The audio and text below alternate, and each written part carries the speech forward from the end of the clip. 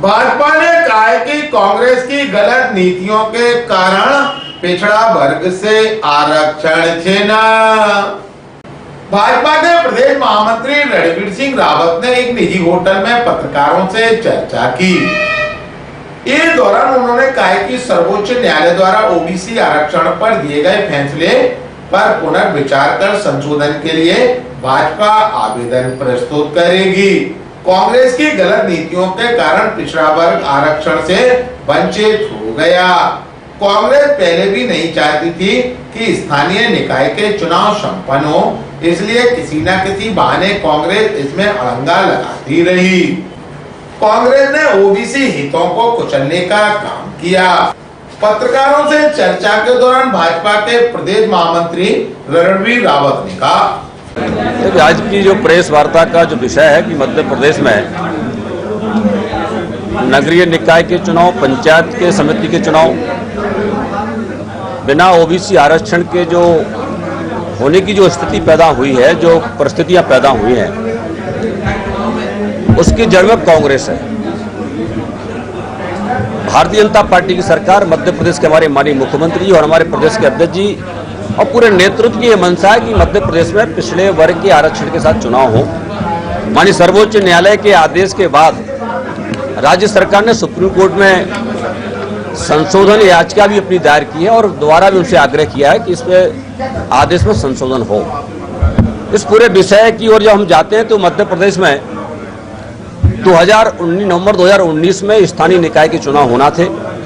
कमलनाथ जी की सरकार ने उस समय उन चुनाव को नहीं होने दिए और भय के कारण नहीं होने दिए, लेकिन मध्य प्रदेश में वर्तमान दौर में 27% आरक्षण के साथ पंचायत के चुनाव, नगरीय निकाय के चुनाव होने जा रहे थे। वारणों का परिसीमन हो गया था, आरक्षण हो गया था, मतदाता सूची तैयार हो गई थी।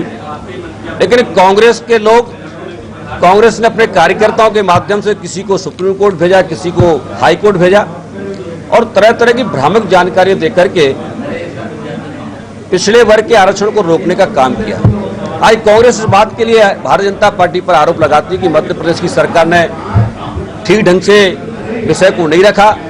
लेकिन कांग्रेस के जो राज्यसभा के सांसद हैं, कांग्रेस के नेता हैं, बड़े वकील भी हैं, सुप्रीम कोर्ट का निर्णय आता है कि मध्य प्रदेश में बिना पिछड़े वर्ग के आरक्षण के चुनाव हो, पिछड़े वर्ग के लिए जो आरक्षित सीटें उनको सामान्य घोषित किया जाए, उस आदेश का विवेकतन का स्वागत करते हैं और भारतीय जनता पार्टी पर आरोप लगाते हैं। भारतीय जनता पार्टी पिछड़े वर्ग के आरक्षण के साथ हो, इसके लिए प्रतिबद्ध है। सुप्रीम कोर्ट के निर्णय 17 दिसंबर 2021 को आया था और ये आदेश आया था कि मध्य प्रदेश के पंचायत के चुनाव, स्थानीय निकाय के चुनाव बिना पिछड़ा वर्ग के होंगे। लेकिन माननीय मुख्यमंत्री जी ने ये घोषणा की थी कि मध्य प्रदेश में हम बिना पिछड़ा वर्ग के चुनाव नहीं होने देंगे, इसलिए अपने ही राज्य सरकार के अध्यादेश को भी वापस लिया और विधानसभा से, सदन से पारित प्रस्ताव करके कि मध्य प्रदेश में पिछड़ा वर्ग के आरक्षण के साथ चुनाव हो, ये पारित करके हमने दिया।